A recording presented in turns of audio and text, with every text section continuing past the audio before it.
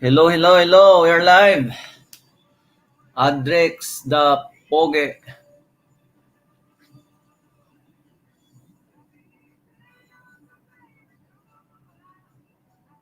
Libre the Poge live. We are now in StreamYard.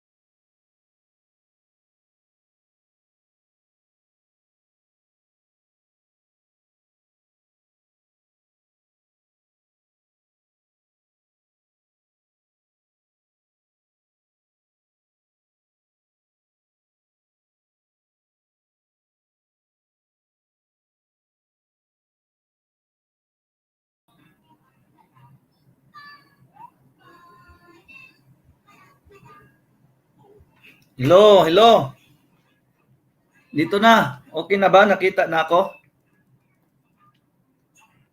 Hello, hello. Pastilan. Dito na. Okay na ba?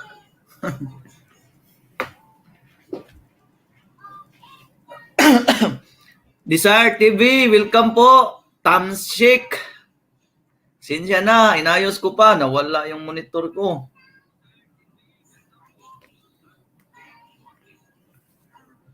Welcome. We're live.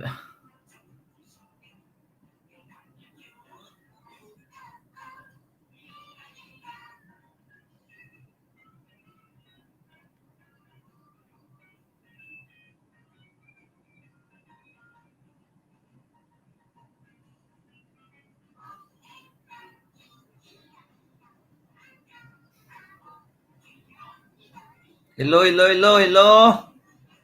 Welcome. This is Libre Channel.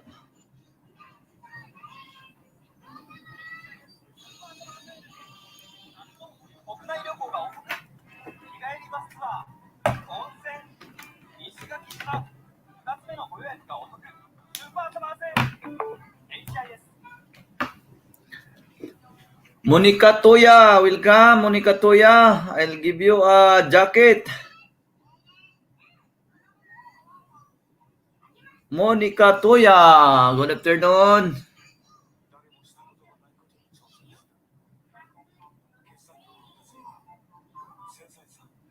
Patrusak pala sa aking premiere. Sige, sige, ilapag mo, Monica. Itrusak natin.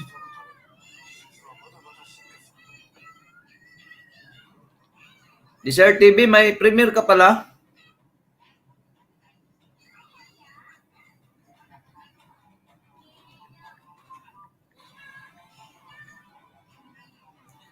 Di Desire TV, may premiere.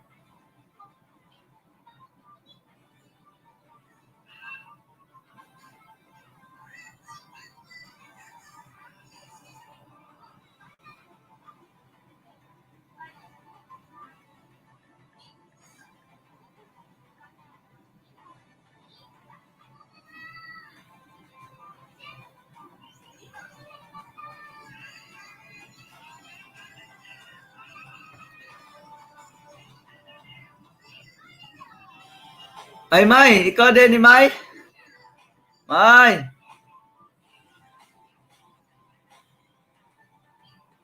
Stila, ikaw ni May. Sinsya na May ha.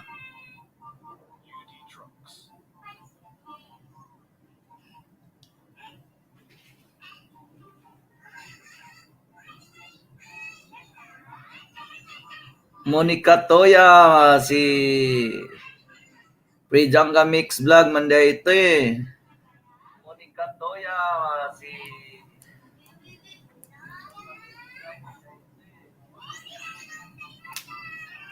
Allah, unsaon ni pagpaakyat.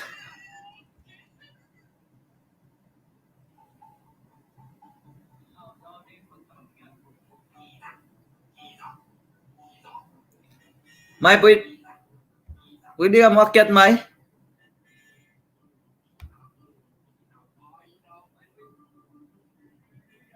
Share. Invite.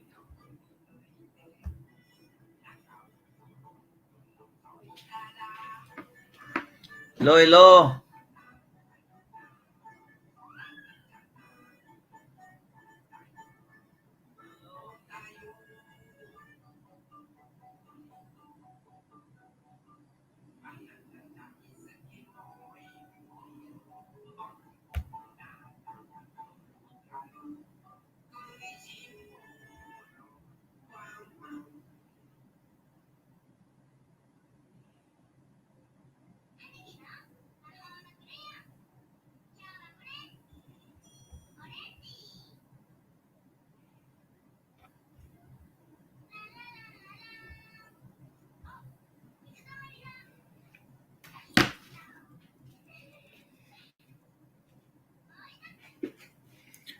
Sige, May.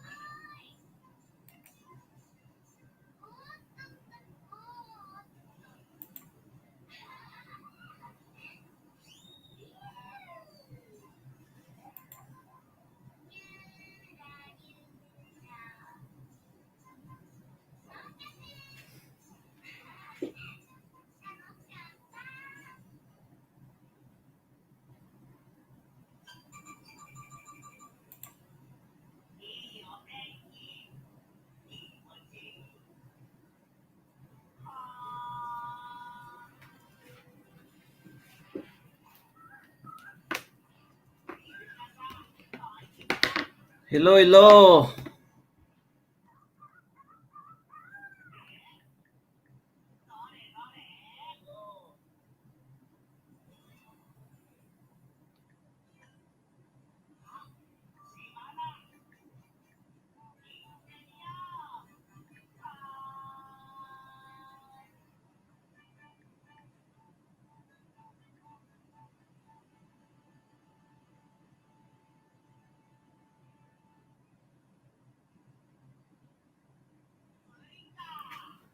Dami ng tamsak nito, May. Pang 51 ko, pang 51.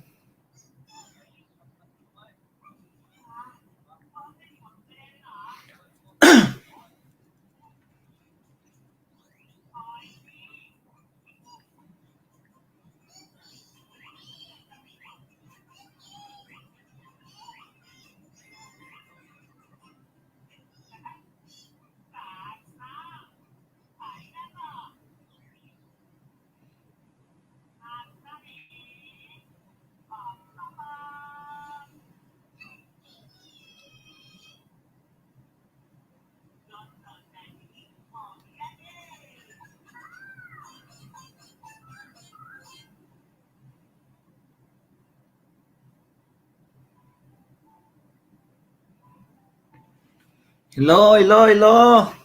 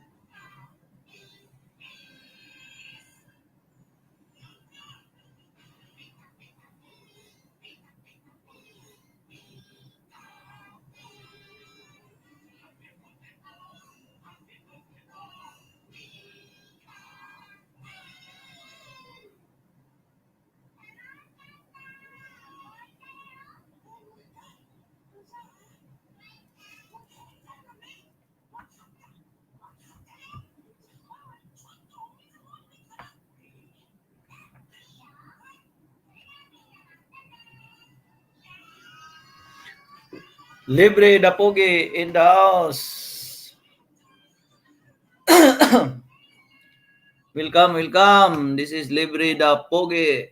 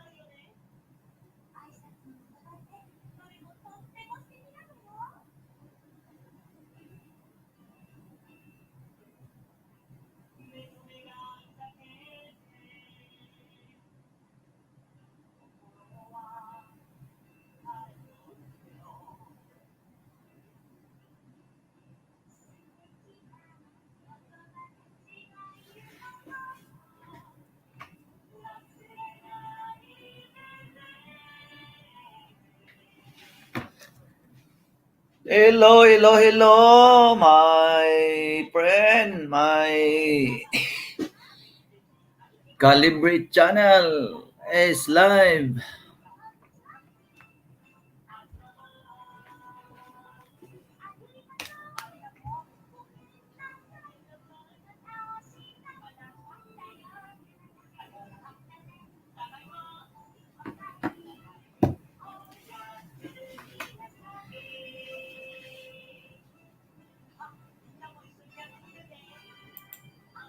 Mhm.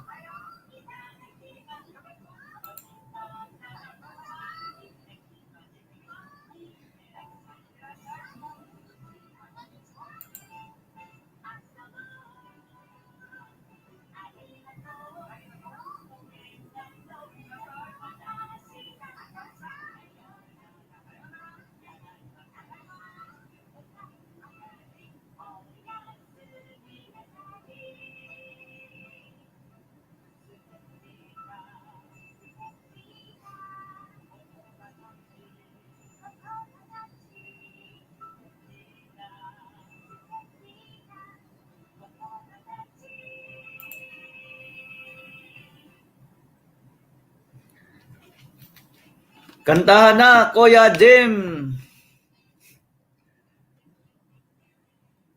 Yes, akyat Kuya Jim. Kantahan tayo. Busy yung mga guest ko kahapon, nasa work na.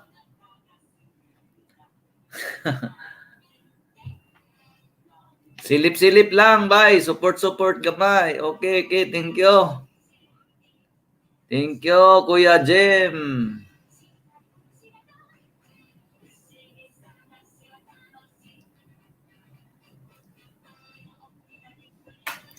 Kalingaw lang po ko dire habang walang ginagawa, Kuya Jim.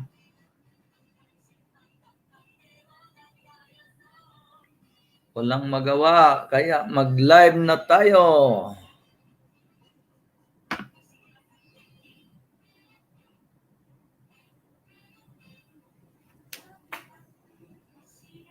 Thank you, Kuya Jim.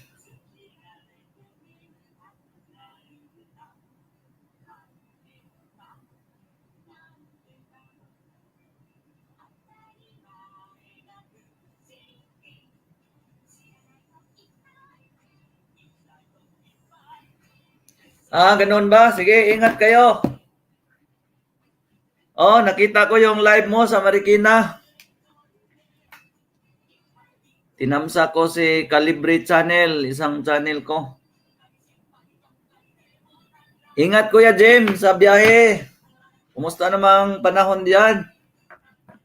Tumitigil na ba yung ulan? Tumila na ba yung ulan?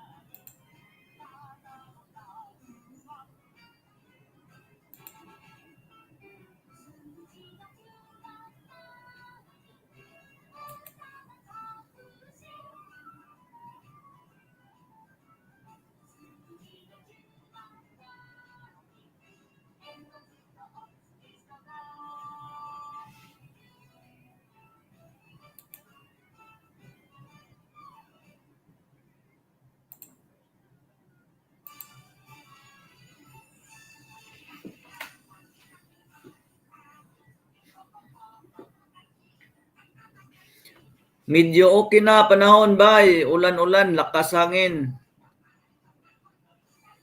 Ay, may ulan-ulan pa rin.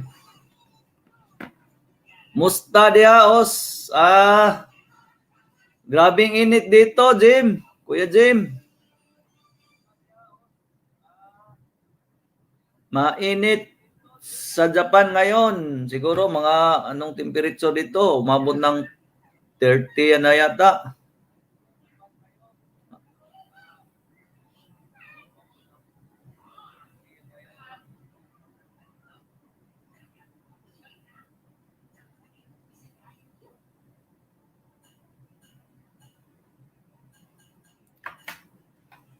Okay lang kasi dito lang ako sa bahay ngayon kasi pa dito.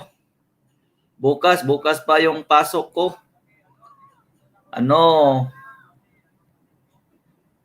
Nag-Olympic dito kaya pahinga muna yung mga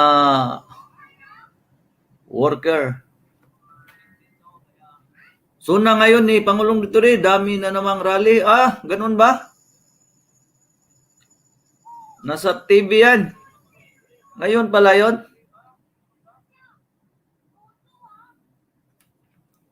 Di mawala talaga rally-rally dyan sa Pilipinas. Kahit sinong maupong presidente. Di talaga mawala yung rally. Bawat suna.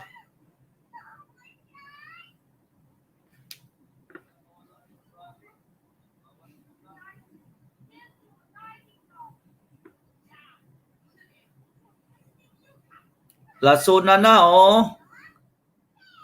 Huling suna ni President Digong Duterte.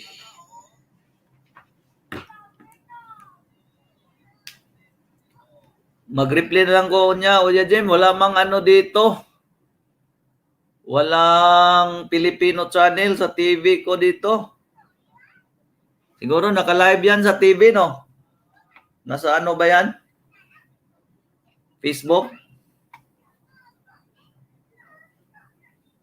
Tingnan natin.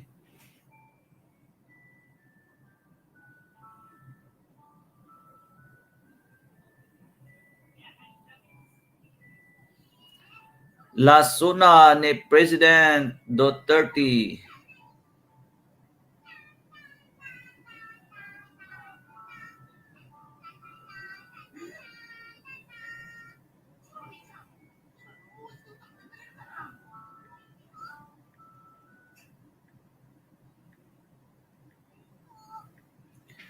Na nag-rally naman yung mga dyan, mga Gabriela. Yung mga anti-Duterte, nag-rally naman.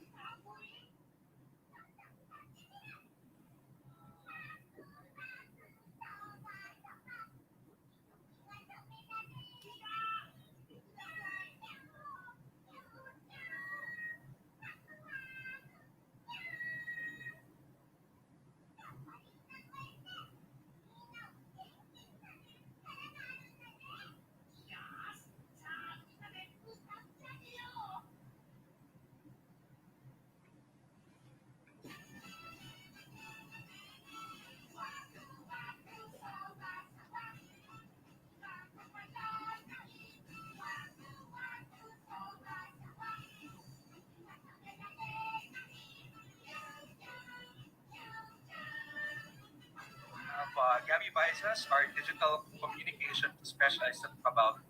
Hi Gabby, kumusta sa social media? What are people talking about? Well, syempre, since it's Duterte's last sauna, like everyone's talking about how everyone's already aware of how Duterte acts during his sauna. So people are tweeting about what they expect from the sauna. We have both sides of the spectrum here. We have the Duterte supporters, obviously. Nag-umpisa na mag-speech si President. The dissenters, the critics of President Duterte, who are saying that Duterte should own up to his mistakes. He should be held accountable for everything that's happened for the past 5 years of his administration. And so there, we have like a variety of responses on social media so far. So both sides of the spectrum. That's what we've been seeing. Yep. Also, to help us make better sense out of the many words out there. I think social media had a project, right? Good morning. You're watching an ANC special on President Rodrigo Duterte's final State of the Nation address. I'm Stanley Palisan. Eradicating illegal drugs was one of Duterte's campaign promises. 5 years on, and after thousands of drug-related deaths, what is the current state of the brutal war on drugs? Mike Navalio with his story. Arrested at midnight, killed inside a police station in Pasay a few hours later.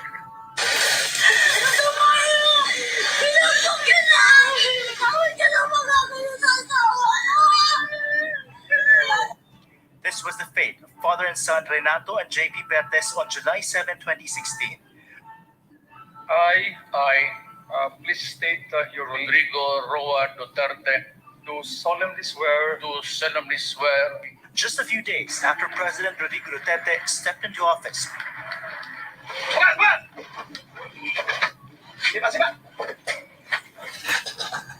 who immediately launched a war on drugs. JP was accused of peddling illegal drugs, while his father was also arrested because he didn't want to let go of his son. Investigation by the Commission on Human Rights showed the two were beaten before they were shot. Kitang-kita, ang dami yung tama. Ang dami yung pasa. Kung makikita yung itsura ng asawa ko, grabe. Grabe yung ginawa niya. Hindi naman lalaban yung asawa ko nung The Senate held its own investigation, and the Philippine National Police filed murder charges against PO2 Alipio Palo and PO1 Michael Thomas. The court issued a warrant of arrest in 2017, but 4 years later, the two police officers are still at large. The wife of one of the victims had bravely vowed to seek justice for her husband. Matapos ko man to, kasong to ng asawa ko, bigla ko itong siya. Bahala na ng Diyos sa akin. But that has changed now that she fears for the lives of her children. The eldest is now Ano 7 kuya, years old. Jim? The baby she was Try found lang dead to ba? is now 5 years old. Pangalawang, She is ano banned to? from granting interviews. Former Commission on Human Rights Pangalawang was no longer surprised. StreamYard. Pangalawa ko pa lang to. Kahapon yung una. Practice ko, StreamYard. Yung swift resolution na pinapangako sa Senado ni Bato de la Rosa, who is now a senator. So yun yung masakit na talaga bang gumagana yung justice system. Data from the CHR show that out of the more than 3,000 cases it acted on since 2016, only 14 criminal cases have reached the courts. The Philippine National Police Internal Affairs Service, meanwhile, found administrative liability in 61 cases out of the more than 6,000 deaths they have investigated.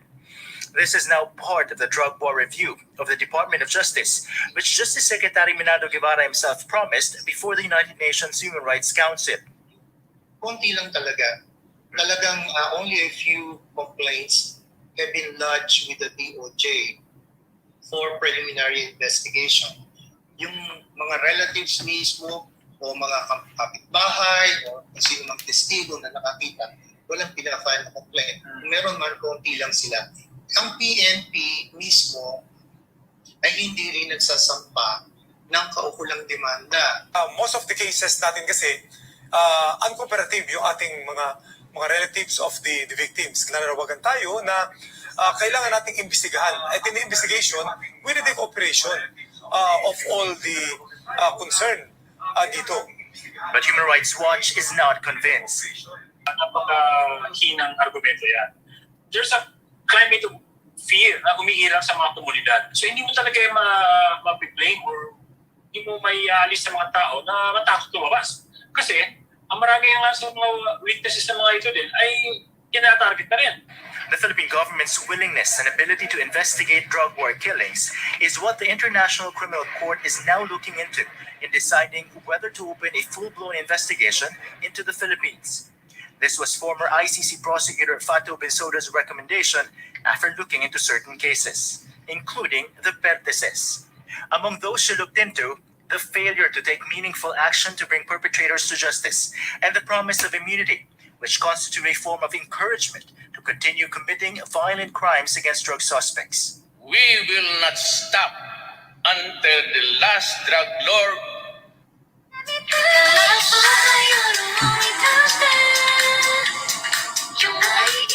the last financier, and the last pusher have surrendered or put behind bars.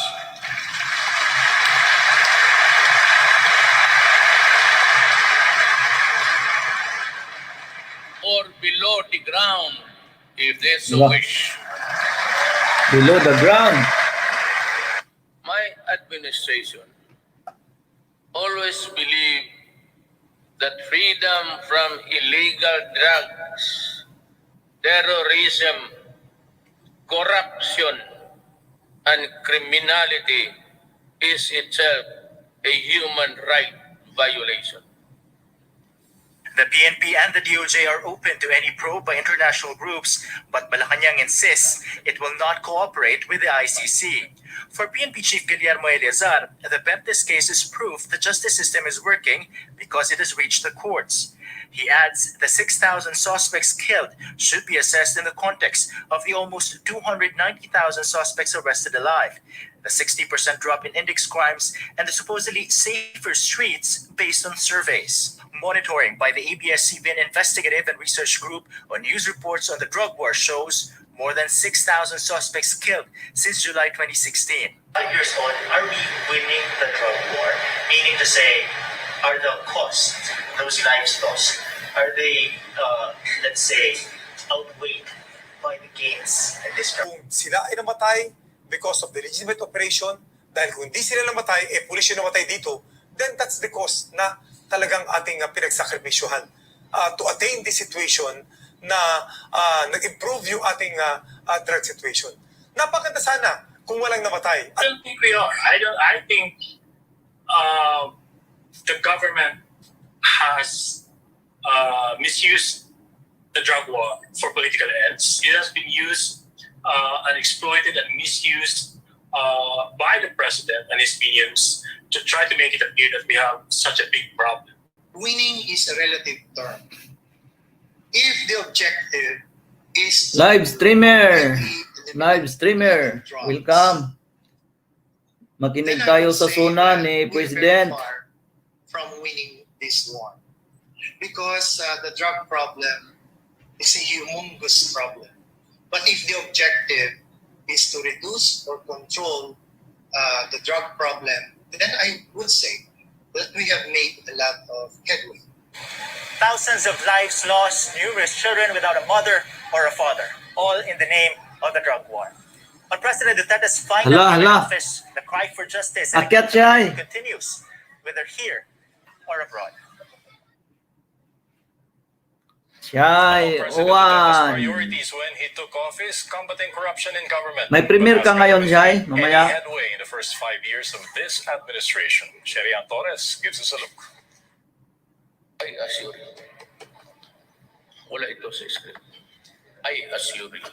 Nag-practice ko yung StreamYard, Jai. Kasi pangalawa ko pa tong StreamYard. People attending Philippine President Rodrigo Duterte's first State of the Nation address gave him a rousing applause upon hearing his commitment that his administration will finally end government corruption. Farmer Janicia David, who have been plowing their small farmland since he was Premiere 12 in years 5 old, minutes. is Okay, one of manood the many tayo. millions who Manood. continues to wait for the realization of the president's promise. For him, an end of government corruption would mean more funds for the agricultural Nakatamsak sector na ko siya eh. and aid for farmers Yung like him si in Calibre. terms of seedlings, fertilizers, capital, and even higher price of palay, which is now sold at 14 pesos or 28 US centavos per kilo. Sa tingin nyo, isa kayo yung sektor ninyo sa mga tinatamaan ng gano'n. Kaya kakapiraso lang yung nakukuha nyo na kayo. Parang barya. The Duterte presidency has been marred by corruption allegations. These include alleged anomalies hounding the Philippine Health Insurance Corporation or PhilHealth, the Customs and Immigration Bureaus, the Philippine National Police, and the Departments of Health, as well as Social Welfare and Development. In November 2020, the president announced his firing of around 800 government personnel, state officials. Sana mga included, Kiaters, due to na-busy alleged siya corrupt kasi Monday pa lang practices. ngayon, nasa Mr. work Duterte pala sila. also formed a mega task force to probe government corruption. Kahapon with maraming Justice Kiaters Secretary kasi Renato Ibarra as Sunday, its head. walang trabaho. But Akyat all kasi these ay. steps still fell short from the investors' barometer. In the 2020 Corruption Perception Index report released by the Transparency Busy International, sila, the busy. Philippines received a measly grade of 34 over 100. In the said report, the Philippines placed 115th out of the 180 surveyed countries. Former Finance Undersecretary Melrida Guevara says TI's Corruption Perception Index report represents various concerns or Thank you, aspects. Siay. ASEAN po, Duwan. Measure Thank ng you. international organizations, di ba? Sa rule of law, bumagsak tayo. Sa competitiveness, bagsak tayo lahat, di ba? So, kasi syempre, Bosi-bosi sila. corruption, Yes. ano yan apektado yan sa rule of law Bosi-bosi sila sa kanilang mga kanya-kanyang trabaho, kanya-kanyang work. Guevara says the reported Mamayang gabi. annual revenue collection loss due to tax evasion Baka underlined by the World Economic akyat Review yan sila. also contributes to the country's already slumped economy. If only Ano pang taxes oras? are properly collected, 4:43 pa. Ay, acquired mag-alasing supplies ko are na not pala. overpriced, and funds are not pocketed, we will not have to face a yearly budget deficit. In all of these, every Filipino, she says, is Ilan na yung saging mo, Kasi Siay? hindi tayo kumikibo. Need ko, andoon. Mamaya na premier Walang ko check and kasi balance, mamaya di ba? need Yung ko. Kongreso, Andoon. yung, Mamaya na premier Senado, ko kasi. sila dapat yung Sige, sige. boses, di ba? Na sabihin, Ilang minute na lang, Siay? Tama, putulin natin. Pangalawa, Ilang yung minute civil na lang premier society, mo? parang Nakita yung kuna naging nila malapit na. Tapos pangatlo, yung mga tao, parang okay na lang. Presidential Anti-Corruption Commission Chairperson Greco Belhica admits there is still a lot to do to combat corruption in the Philippines. Ang corruption po sa ating gobyerno is still present. And I do not think that there will come a time that there will be no corruption in government. Dahil ang corruption po, kakambal po ng tao yan. Kung saan may tao, merong korupsyon dahil tao ang corrupt. 1 minute na lang. Sige, punta ko. Ipunta ko tong isang ko, ninja. Si Machitong. Majority of the 13,500 complaints received by the Premier ni siya, punta tayo. Sino yung mga bisita ko? Parang ikaw lang siya related to the Social Amelioration Program or SAP, Belhica says. Belhica also presented to ABS-CBN News their strings of conducted anti-corruption operations, which led to the 1 arrest minute and na lang. charging of high-ranking officials from agencies including the Department of Public Ilang minute Works ba yan and siya? Highways, Bureau of Internal Revenue, the Immigration and Customs Bureaus, PhilHealth, as well as the Food and Drug Administration. Asyan po. Unfortunately, those that were able to post bail later on. The PACC, he says, can only recommend actions. From 2016 to 2017, the Civil Service Commission has received a total of 554 extortion-related concerns through its complaint center. And for year 2020, the Commission listed the Social Security System, Land Transportation Office, and PIR as among the government agencies with the most complaints. All concerns are immediately forwarded to the agencies involved for swift action, says CSC Commissioner Eileen Lizada. With President Duterte airing his last State of the Nation address, Hello, May. questions on whether he Nakatusok can na ko, really May. curb corruption or not heats up, especially following administration senator and erstwhile ally Manny Pacquiao's pronouncement that corruption has tripled under the Duterte administration. Ito ngayon ang problema, Mr. President. Bakit sa 1.8 million na binigyan ng SAP mula sa StarPay ay 500,000 lamang po na katao ang na-download nito. Isa lamang po yan sa aking mga na-discovery. Pangatlong araw pa lang po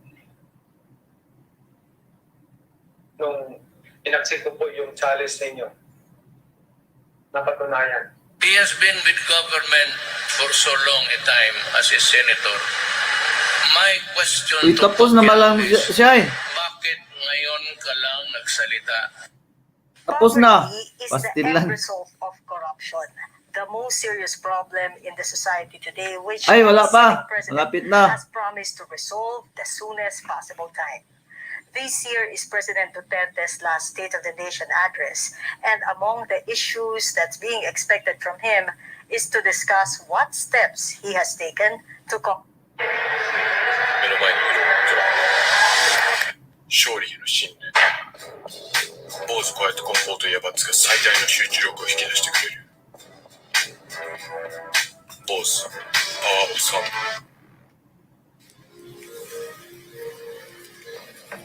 Feeling a warm energy of love, pulsating from your heart. combat corruption.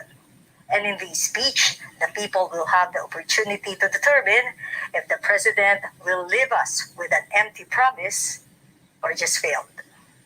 For Zona Serie 2021, Sherian Torres, ABS-CBN News, Pampanga. Some Filipino fishermen claim they are still unable to fish in Scarborough Shoal because of China's continued aggression. Wheeler Chang tells us how the president's supposed independent foreign policy has failed to assert the rights of Filipino fishermen over the West Philippine Sea. Filipino fisherfolk from Zambales still could not fish freely in Bajo de Masinloc or Scarborough Shoal, despite an assurance made by President Rodrigo Duterte in his 2018 State of the Nation address. Because of closer ties with China during his administration. Our improved relationship with China, however, does not mean that we will waver in our commitment to defend our interests in the West Philippine Sea. Opening lines of communication and amicably managing differences have led to positive development that include renewed access. Suklian kita 5. Basta magbakas ka ng naayon sa video para makita ko. West Philippine Sea. Live streamer. Sige, sige. Filipino fishermen like Ronnie Drio say not much has changed. Ayaw na lang kaming papasukin doon sa loob, sa labas, kasi maalon sa labas kung minsan naalon. Kung saan papasok sa loob, hindi kayo papasukin ng China. Malaki epekto doon sa pagkuha namin ng isda. Imbis na makapangisda kami ng maganda sa loob, dapat makuha namin ng mga 100 kilo sa isang araw, ngayong kalahati na lang. They are especially dismayed since the Permanent Court of Arbitration in 2016 reaffirmed the right of Filipinos to fish in Bajo de Masinloc, considered as a traditional fishing ground not only of Filipinos but also of fishermen from China and other countries. The court said China violated the traditional fishing rights of Filipino fishermen when it first stopped access to the shoal after the 2012 standoff in Scarborough. Parang hindi ko nakikita yung panalo natin, atin ang Scarborough. Pinapasok na po tayo ng ibang bansa. Sa halip po tayo ang nakikinabang sa ating bansa. Napupunta po sa iba.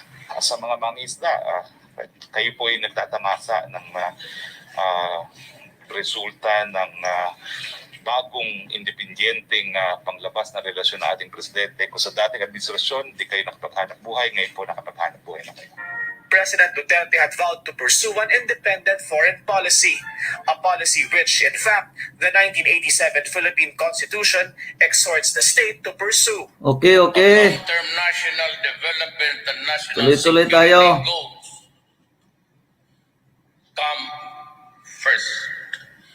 We shall continue to reach out to all nations regardless of their prevailing political persuasions or proximity to or distance from our shore, so long as this nation wish us well. But maritime law expert Jay Batong Bakal points out, Duterte has been too yielding to China. Naging mas vulnerable tayo sa impluensya, lalo na ng China. Dahil dun sa economic at saka mga iba pang dahilan. Pinaka-senyales na hindi tayo ganun ka-independent ay tuwing nadidinig natin sa bibig ng Pangulo o kaya ng mga ibang leaders ng government na either wala tayong magagawa or mag-ingat tayo dahil malakas yung kabila. So yun yung mas malinaw na sa akin yun, pamantayan yun na para masabi natin kung talagang independent tayo. The president's changing rhetoric when it comes to the arbitral award did not help. So what can we do? we have to go to war. And I cannot afford it. Maybe some other president can, but I cannot. Inutil ako dyan, sabihin ko sa inyo. The award is now part of international law, beyond compromise and beyond the reach of passing governments to dilute, diminish, or abandon. We firmly reject attempts to undermine it. Pinursuko. Walang nangyari. O na papel lang yan. Itatapon ko yan sa voice basket. This is Philippine Coast Guard, the Arpicabra MRRV 4409. You are within Philippine Exclusive Economic Zone. You are requested to provide the following: name of vessel, intention, last and next port of call on Channel 16. Still, this year saw a step up in the Philippines' maritime patrols in the West Philippine Sea, with the Philippine Coast Guard even managing to shoo away Chinese maritime militia vessels, as well as fishing vessels from China and Vietnam. The Chinese massing up at Julian Felipe Reef triggered strong protests. Damsak. Affairs Secretary Thank you. Damsak lang. and Defense Secretary Damsak. Busy. Sapat na. of Philippine waters. When it comes to America, Mr. Duterte has thrice suspended the cancellation of the Visiting Forces Agreement. So na ngayon ni President 2020, the President Duterte. cited political and other developments in the region. Kita naman natin na hindi totoo yung mga pinagsasabi nila noon na oras na pumalag tayo, gigirahin tayo. Ang tanan nga gadgets tuwa sa mi. Ayay, patay. Chinese vessels. Di madagdagan yung tusok natin dyan. So, Okay lang. Okay.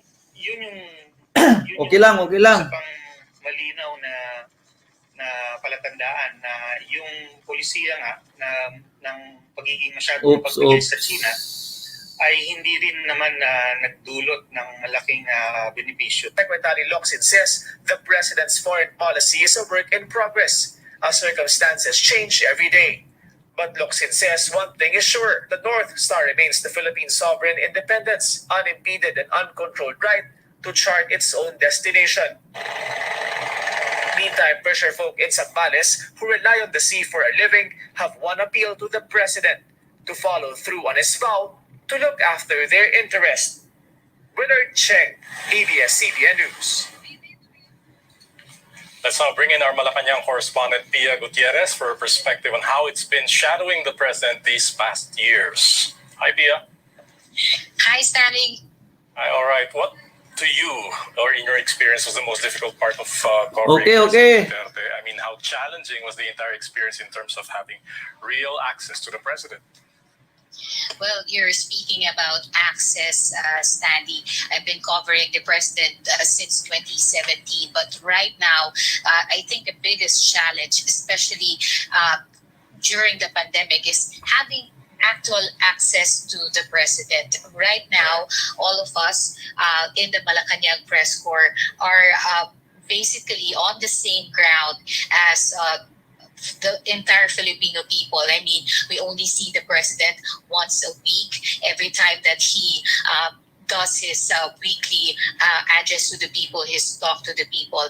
But other than that, we do not have any idea on how to get access to the president. And if we want to get the perspective of the president, we go directly to the spokesman, the Malacanang spokesman, Harry Roque, or some of his cabinet officials. But even before the pandemic, Stanley, the issue on access to the president is it has always been an issue for Malacanang reporters, and it's one of the challenges in covering the president. Well, President Duterte is the first president that I have covered in my career as a journalist, and I could say that he is in himself a challenge to cover, because you know how colorful his personality is. And I think one of the biggest challenges also is his work schedule, Stanley, because we all know that he's not a typical president who works 9 to 5 job.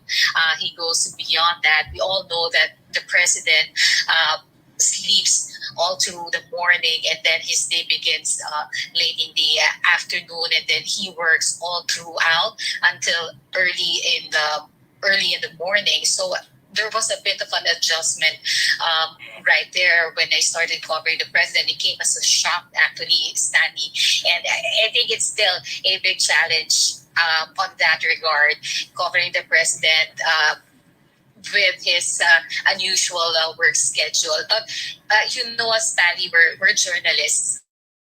And we are used to covering breaking news even after our 9 to 5 job. But with the Duterte administration, I think going beyond the 9 to 5 work schedule has been normalized, and I think that's one of the challenge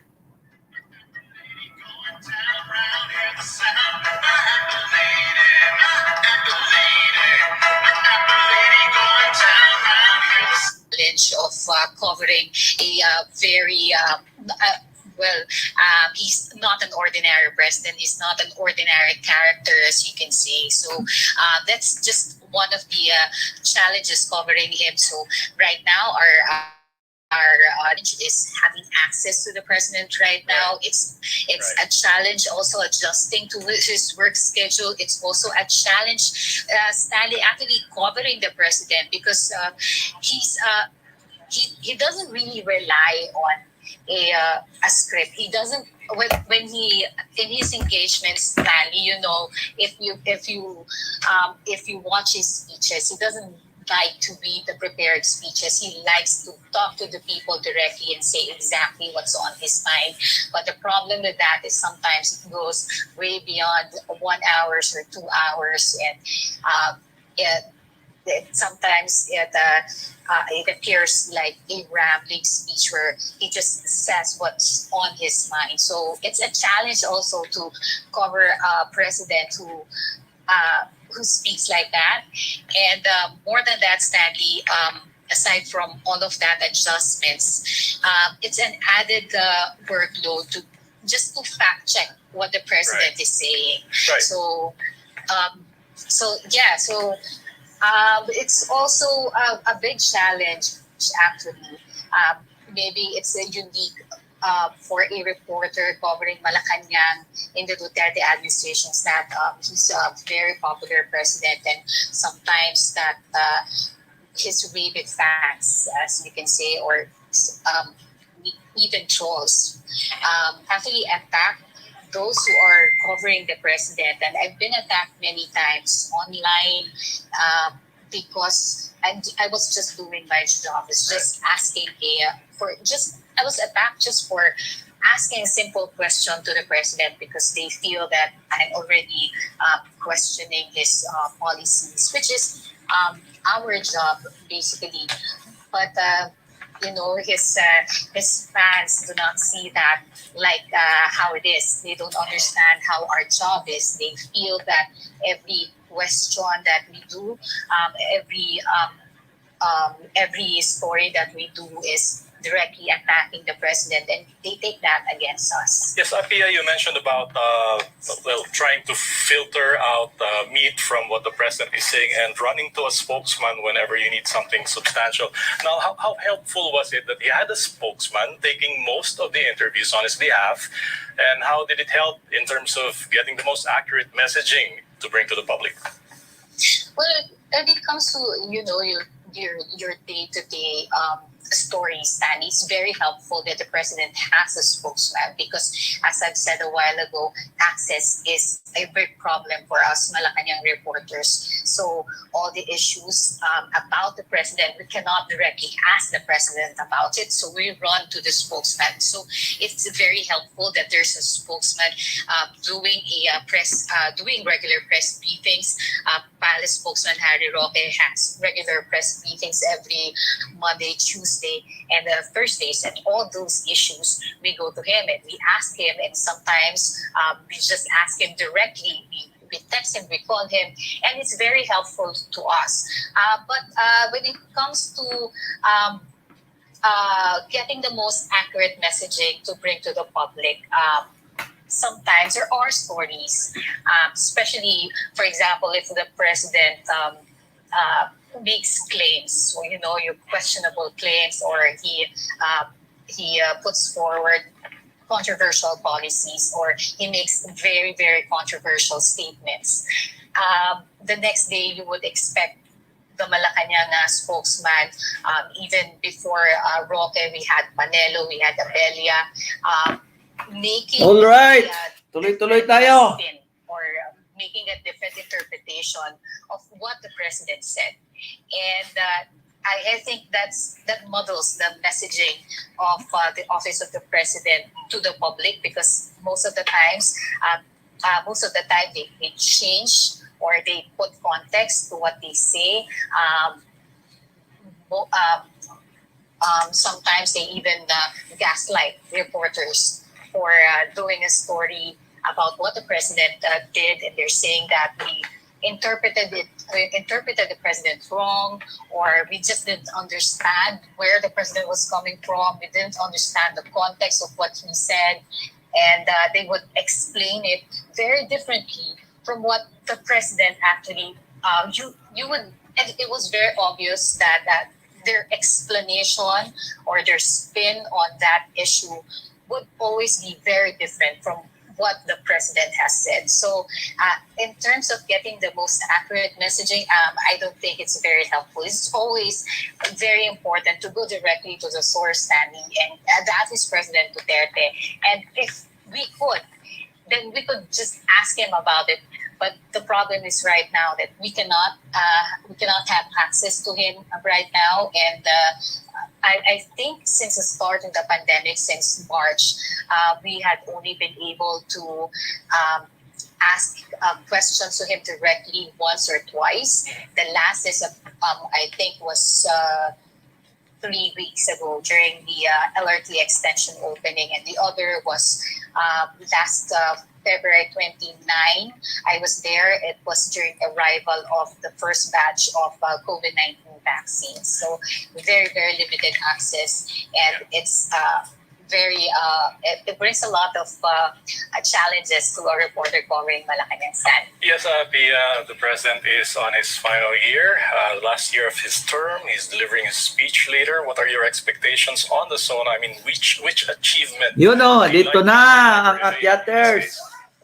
So I feel Hello, Del. this Good zone afternoon. is Happy very Monday. important for President Duterte, because it's his legacy. He will be laying down his legacy. Even if he still has a year left in his presidency. Narang natusok si Wendell, my friend. This one song to the people. So we would expect, I think, a summary. Paano nga of maglagay the ng last hagdanan, 5 years Del? of Mayroon his na ba? administration, Mayroon na bang hagdanan? the gains of his administration. Yun o, marunong na sa I stream. think in terms of the achievements of his leadership, Hindi na ako hininga ng ano, very heavy on yung government's COVID-19 response. hindi na ako hininga ng code. Parang diretso na. The vaccination rollout lately. So I feel that would Wala.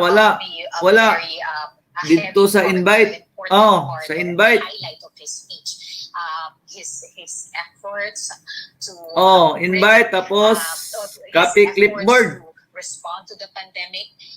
He's also I think he will Copy also clipboard. be talking about the gains of his economic team before the pandemic, because if you talk to Malacanang, they would always say that before the pandemic hit, the Philippines was on track to meet its economic targets, but then the pandemic hit. I think the president could be highlighting that. Copy clipboard, tapos also, if you would talk about his achievements, Malacanang and the president has been very proud about what they did on the Bangsamoro law. Also in improving the security situation, war on drugs. kapid. Kapid na. Nakapid na yung that Copy would clipboard. highlight as well. But more than that, Stanley, I think it's very important for the president Peace. to be able to give a message of hope to the people, Wala. especially since we are still right smack in the middle of the pandemic, and the pandemic's still not the end of the pandemic is still not in sight. Kana, nana? It's important for President Duterte to give a message of hope that because of the government's COVID-19 response, then we will be getting out of this pandemic as a united country.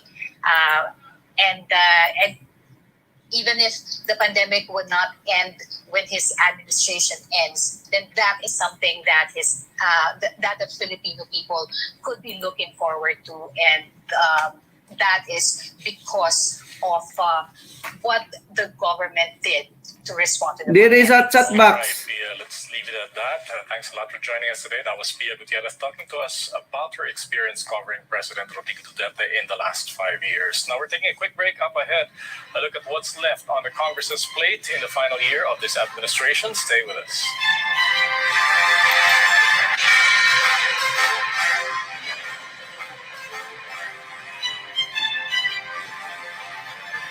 Kana, nana?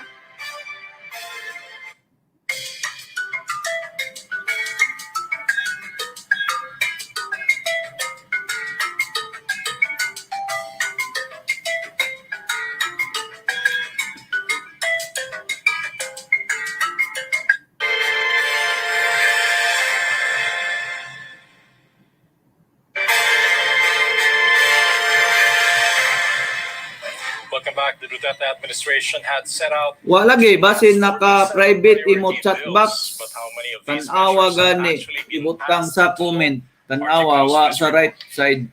Cash transfer program.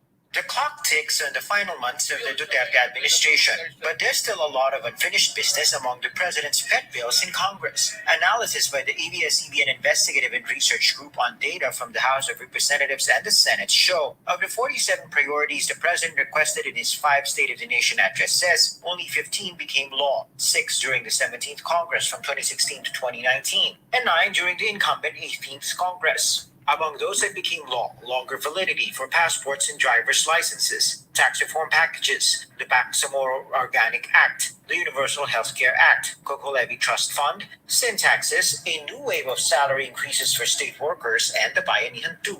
President Chat Rodrigo privately Duterte with vetoed the guests. much-anticipated security of 10-year Oy. bill, long expected to end endo, or labor-only contracting, claiming it will destroy the delicate balance between Patay the tayo interests nito. of laborers and employers. Among the vast majority of the president's pet bills that remain pending in Congress, the modernization of the Bureau of Fire Protection, creating the Department of Disaster Resilience, Department for Overseas Filipino Workers, Department of Chat Water, box sa Oil StreamYard. Property Evaluation and Assessment Reform Act, putting up an evacuation center in each province, city, and municipality, the reimposition of the death penalty, pension reform, and amendments to the 1987 Constitution's provisions on the economy. Congressional leaders stand by the institution's track record.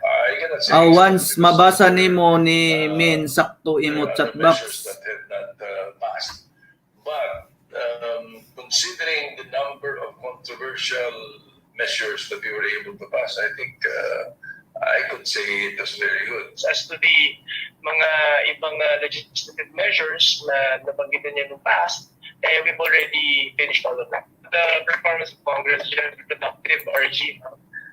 We've passed a lot of laws even during or before pandemic times.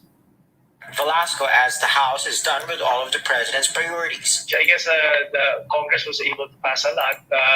Kana. During my time when I Di lagi makita. held the helm of Speaker of the House, almost all the legislative measures that were mentioned by the President during his son, we've actually passed. And right now, we're just waiting for the Senate to finish their part.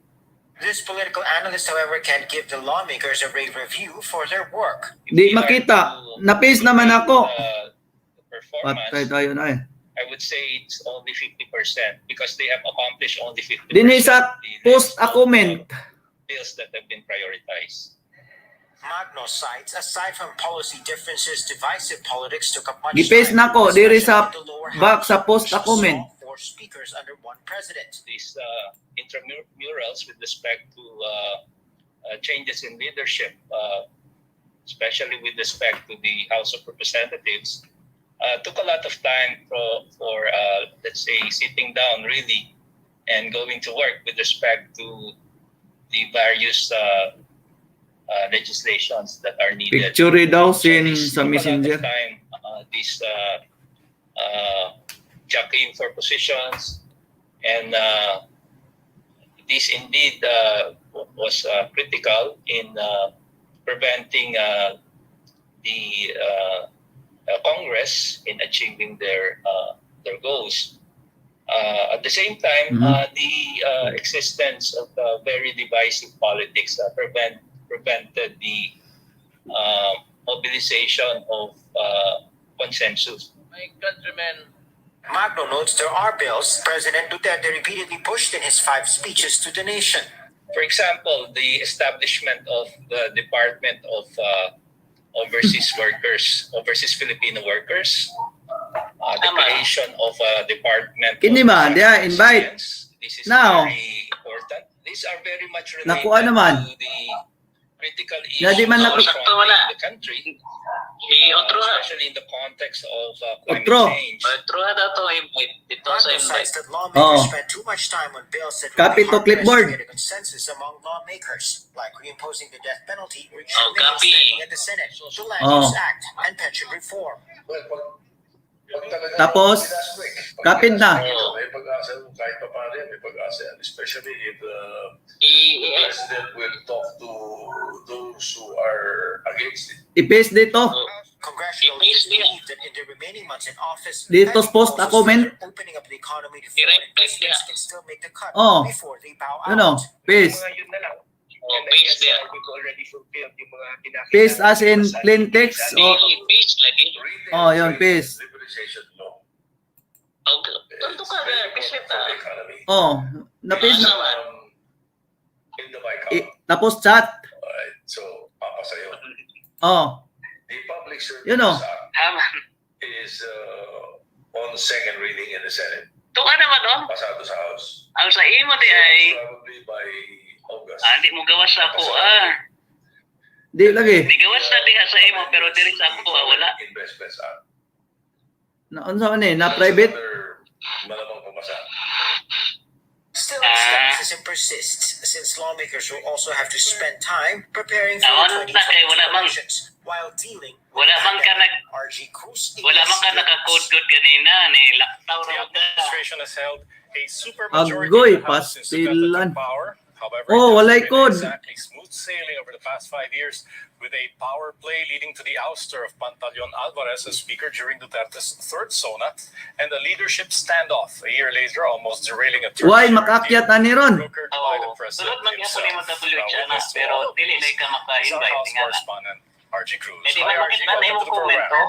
oh. Dili ka makalapad. To all of our viewers. All right, you've Oh, covered ganina the pag sugod na ko, naglapag na ko. through 5 Yeah, years oh. of this administration. Kinaunan. The president's performance in terms of pushing for his legislative agenda. Yan, would oh. assume it would have Pag been sugod mo na smooth nako. sailing since it was a productive 5 years, considering he has enjoyed the support of Yan many sabi, basing lawmakers, and mag-refresh up ko, to this day, there is no mag-refresh indication he has become a lame duck Kaya president. naman si Kuya Jim, nakita na ako. Well, Stanley, as I said in my report earlier, Oh, namang mga ubang kuan. 15 out of 47 priorities. Basig show. Yan ni mga comment ni Kuya Jim. So Oh, kitaan. that's just a third. So to some observers, particularly the Dr. Francisco Magno, who we spoke to in our report, that's not really much to show about or to show for. And if you ask me, it's really because Siguro kasi di man ko hiningan ng code. Parang they also wasted na shortcut. I wouldn't call it waste, but they spent a lot of time on issues that really would have a hard time getting a consensus in the other chambers. So we're talking about Dili ka makakuan. First, let's go Dili through ka that. makalapag. They spent time on charter change. They spent time on Agoy. penalty. They spent time on lowering the age of criminal responsibility. During the speakership of Pantaleon Alvarez, they spent time on divorce. So these are measures that, while it may be popular or while it gained the Basig adto ni sa kuan. Wala na mo siya get Basig Anthony sa YT. the Senate. So that's why that's one factor. And then of course, Basig ari na dire ba? Dire. there has been a lot of Ay, politics mansad. involved in the chamber in the House of Representatives. While Dili that, siya, kaya while wala that may did call not sa white necessarily cinema. lead to the bogging down of the legislative bill as much as Oh, wa. Wala lagi mo gawas. Oh. Na-paste na nimo, pero sa mo dili makita. Oh, sa YT nga wala oh. We must remember that President Duterte, at least in terms of the four, Ayay. in terms of the post 1986 diha na sa imo. has had the most number of speakers of the House. At least had 4. Yeah. So that's Patagon Alvarez, that's Gloria Macapagal-Arroyo, Osbon na to. Cayetano, and of course now the incumbent Speaker Lord Alan Velasco. In the case of the 18th of the Osbon ko no. Wala may kuan ni. because there was a leadership Practice ran. Practice ran ni ba? Remember the images vividly from that day. In terms of the 18th Congress, we all know that there was Osbon. make sure that there is no Sige, nasa 1 hour naman ka. by Oh. a term sharing agreement between Okay. Congressmen, Speaker Velasco, and Speaker Cayetano. But of course, we all know how that